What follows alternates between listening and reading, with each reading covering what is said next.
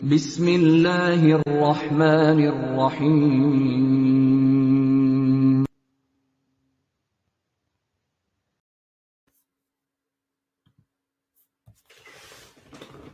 Assalamu alaikum.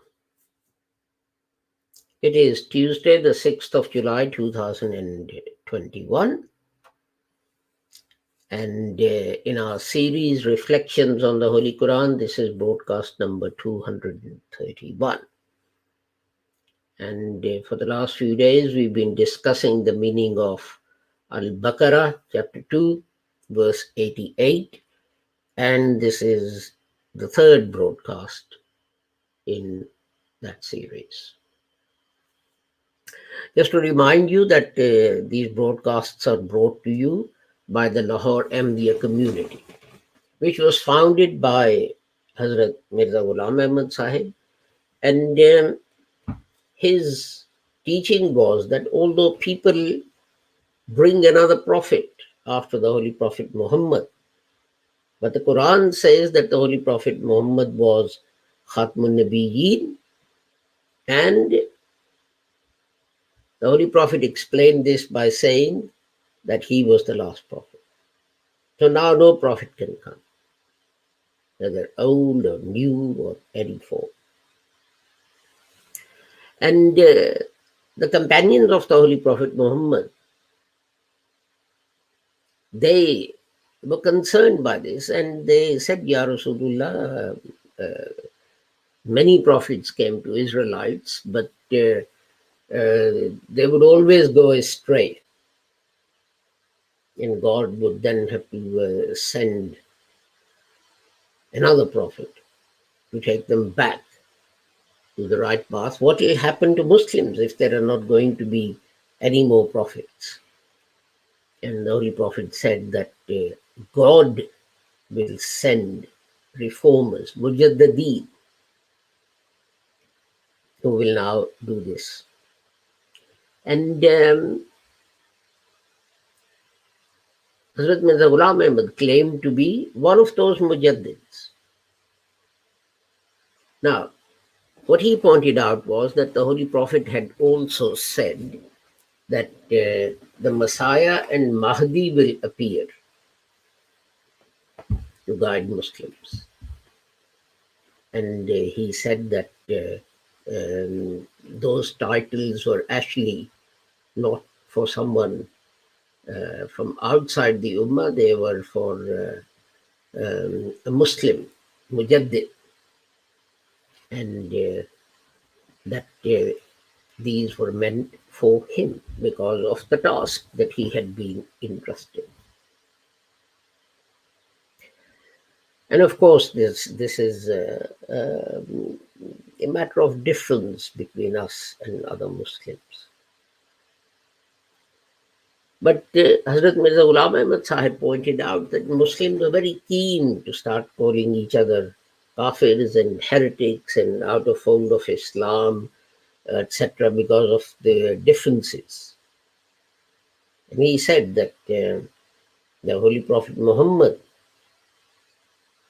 his instructions are that if one reciter of the kalima says to another reciter of the kalima that you are not a Muslim, then the person saying it is the one who's a kafir. The heresy turns back and falls upon the person making this statement. Hazrat Mirza Ghulam Ahmad also taught us that although people say a part of the prophetic revelation that the Holy Prophet received is not in the Holy Quran, such as Ayah Rajam or Surah Al-Ayat and so on, this is totally untrue and unacceptable. He said all the prophetic revelation that the Holy Prophet received is with us in the form of the Holy Quran. Similarly, he taught that although people say that some verses of the Holy Quran have been abrogated, this is untrue. Hazrat Shah Waliullah rahmatullah alayhi, he says that Muslims believe that more than 500 verses of the Holy Quran have been abrogated. And he then carries out his research and he says this is untrue. There's only 7 verses which have been abrogated. But Hazrat Mirza Ghulam Ahmad and in his footsteps, Hazrat Maulana Muhammad Ali said no verse of the Holy Quran is abrogated. Was, is, or can be abrogated. The Holy Quran is complete and it is perfect. Hazrat Mirza Ghulam Ahmad also stressed that it's every Muslim's duty to conduct jihad. But jihad as defined by the Holy Prophet Muhammad, not as defined by some Maulana in some mosque in some town. And when returning from fighting, the Holy Prophet Muhammad said that Muslims were returning from the minor jihad, jihad-e-Saghir, to the major jihad, jihad-e-Kabir. And then he went on to explain that the greater jihad is to fight your own self, your own desires, your negative feelings, and negative aspirations, and so greed, envy, and so. So let us turn to the verse that we're going to continue with today.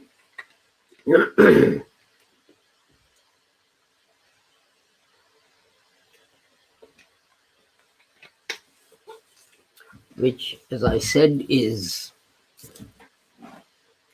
Al-Baqarah chapter 2, verse 88.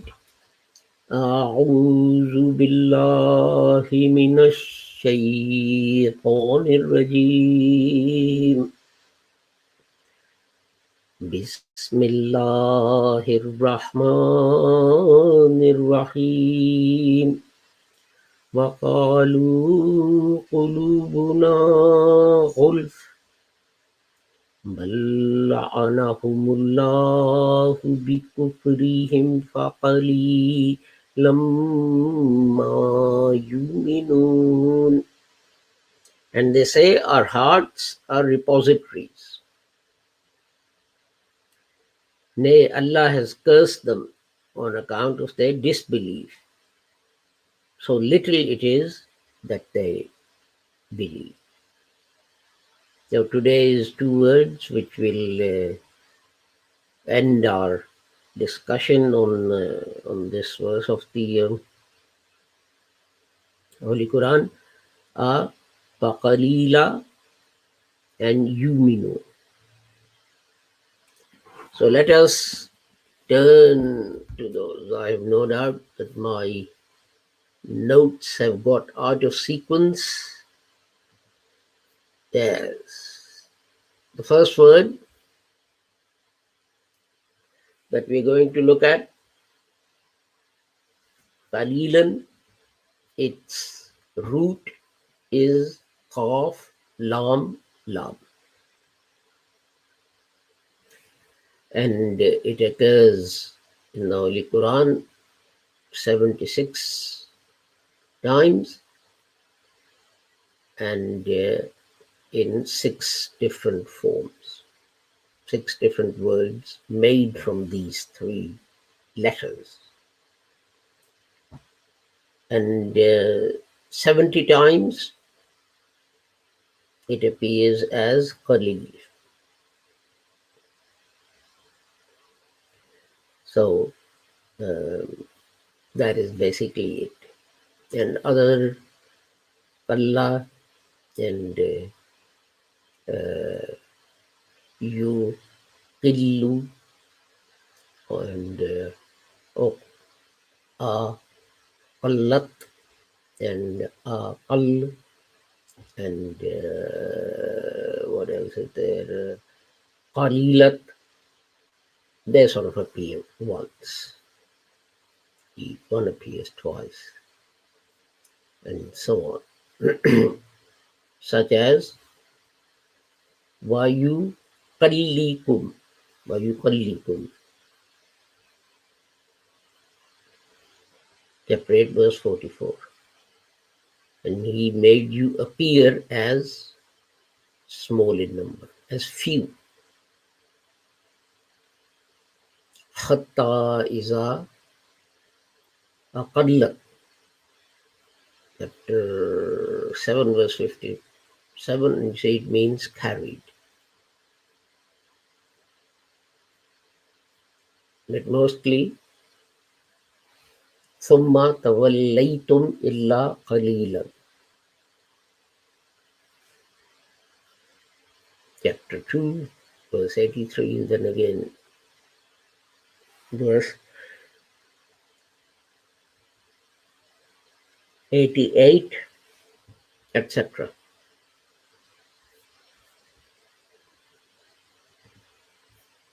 And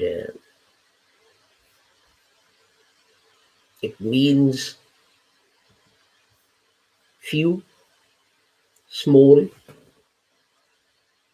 It is the opposite of abundance or many. And all its meanings, they're in terms of few. Maybe quantity, maybe numbers. For example, if you take a mountain, then the top bit,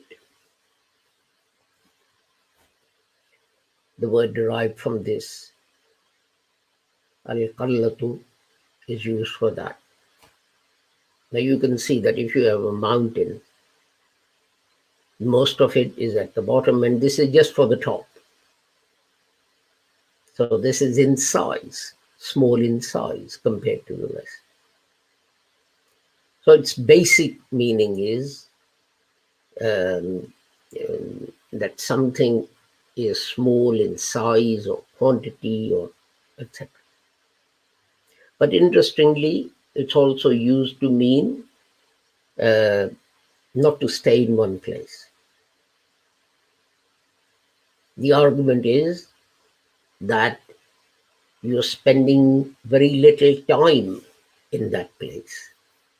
And that is why this word is used for that.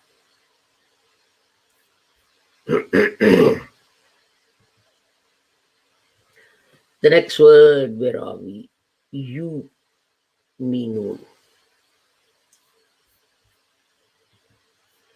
That word is used quite a lot in the Holy Quran. Its root is Hamza Mim Nun. And it appears in the Holy Quran, these three roots, 879 times, and 17 different words have been made from these three. So 537 times it's Amana. That takes care of lots out of 879. And then we have, what do we have? We have Mu'min, 202 times. So if you add those two, 5 and 2, 7, so that's 739 times. And then what's next? 45 times we have Iman, and 22 times we have 202 times we have Momin, 22 times Mu'minat, 45 times Iman, 20 times Amina, and then we have once, twice, and so on. So it means peace, it means security. And we remember we talked about a while ago. We talked about amanat, something that is entrusted. That comes from this as well. So its basic thing is being at peace, being peaceful. So obviously, if you have, I don't know, lots of money or jewelry at home, then when you go out, you're always anxious. Is someone going to steal it by the time you go back? But if you put it in the bank, then you're not scared anymore. You're at peace. So that's security. So, Faza Amintum, chapter 2, verse 196. You are safe, you are secure. But it also means to believe. Allazina yuminuna bil ghaibi wa yuqimuna salata. Chapter 2, right at the beginning of the Holy Quran, verse 3. Wallazina yuminuna bima unzila ilayka wa ma unzila min qablik. And it's translated as they they believe. Sawa'un alayhim anzartahum am lam tunzirhum la yuminu. Believe.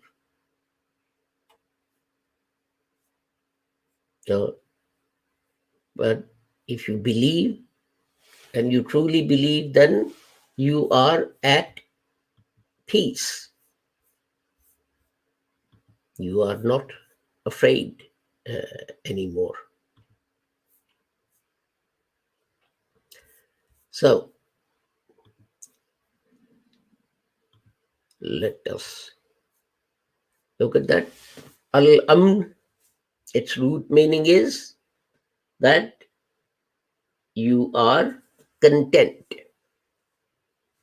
Some people say actually that the three words amnun, amanatun, and amanun, they say that these are all actual roots rather than coming from the other two being derived from this.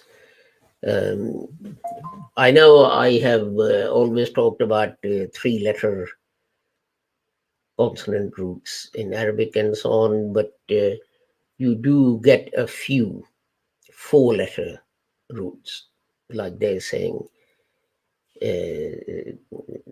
dictionary saying that amanatun or amanun. Some dictionaries say that they are actually roots. So we have in the Holy Quran, chapter 8, verse 27, Watahunu amanatikum. And the property that is entrusted to you. You must not,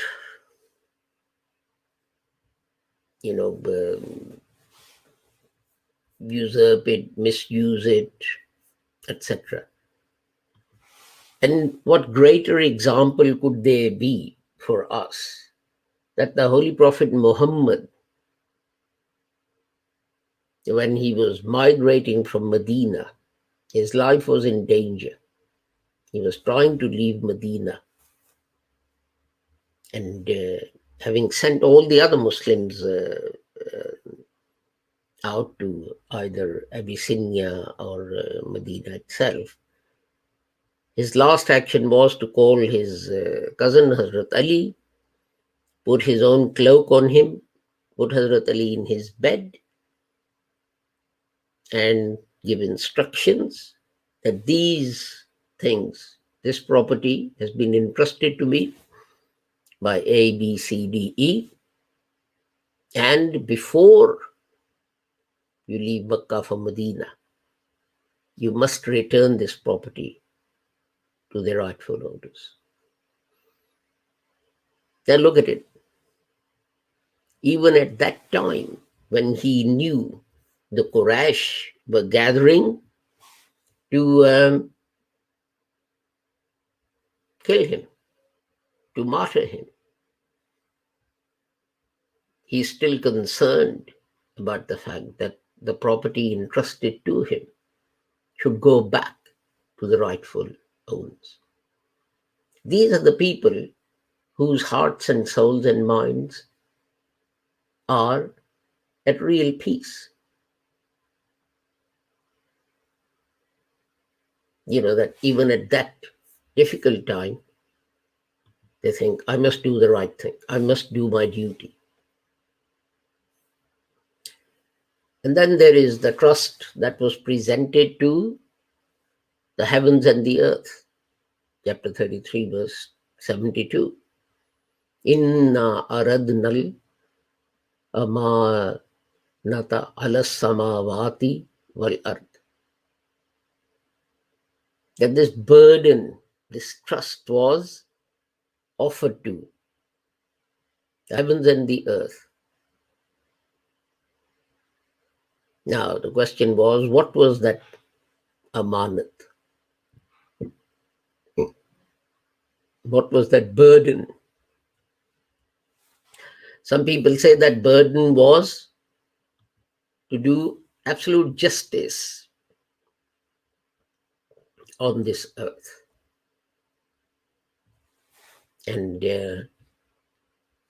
some say that was the alphabet, knowledge.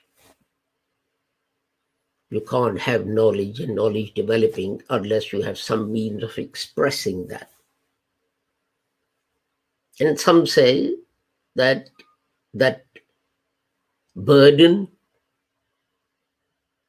that was entrusted was actually intellect, intelligence. And many experts, they say, well, yes.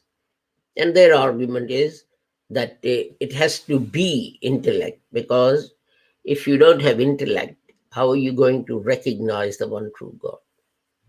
If you don't have the intellect, how are you going to recognize the alphabet or the importance of alphabet? If you don't have the intellect, etc., how are you going to use that alphabet to pass the knowledge you have to the next generation? So, but then the Holy Quran interestingly refers to that as the burden, the bar. And there are some people about whom it is said, chapter 9, verse 55, Innama yuridullahu liyu'azzibuhum yu'azzibahum bihafil hayatid dunya. God wants them to punish. God wants to punish them with things of this life. And one way of punishing that is that if you have in your heart this greed, this desire that I must have this and I must have that and my neighbor's got this and so on. So this desire, you burn with that desire. That is one way of punishing people, by giving them things of this world. Another way of punishing them is to see what they do with the things that they're given. How do they use them? You have lots of money and your neighbor is hungry,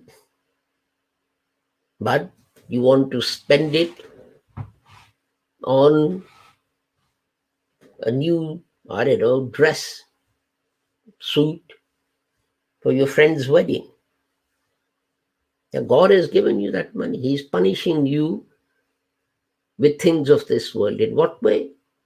That your neighbor is hungry and in need. But what you want is to buy that suit to look posh at someone's wedding. So the punishment is that you've got to decide which is the right thing to do. Which are you going to do? So God is punishing you by giving you things, because that puts the burden on you, on your shoulders. If you didn't have anything and your neighbor was hungry and starving, you didn't have anything either, then it's easy, isn't it? I haven't got anything. What can I do? I'm starving as well.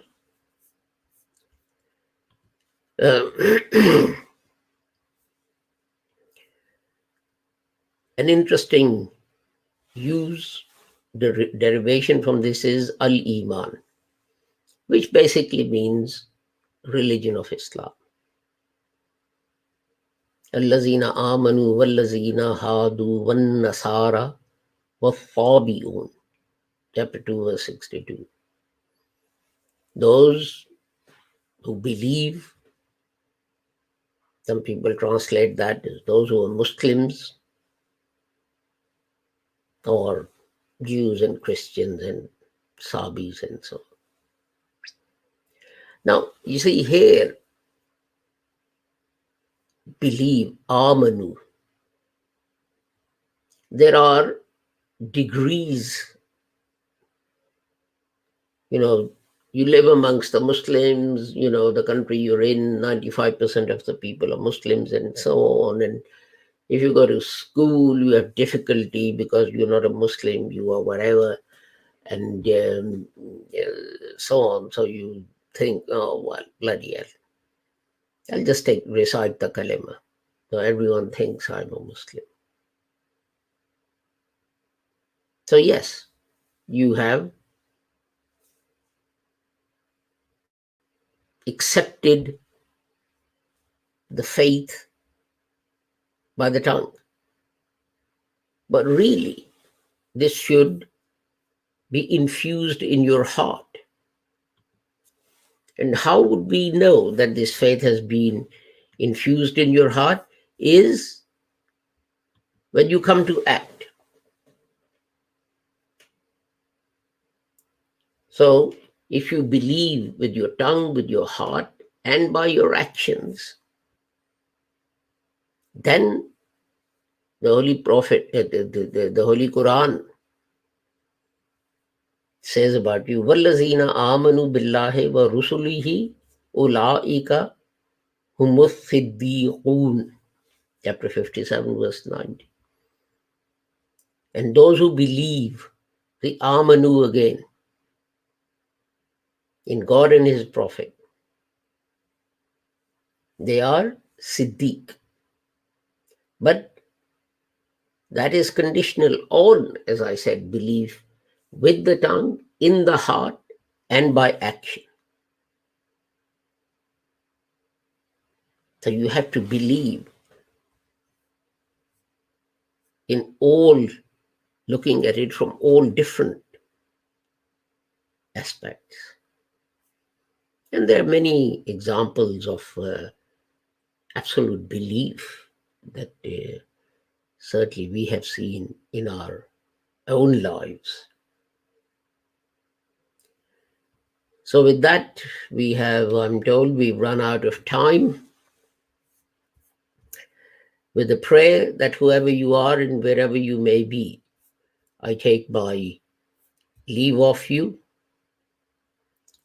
May Allah protect you and keep you all safe until we meet again tomorrow at the same time.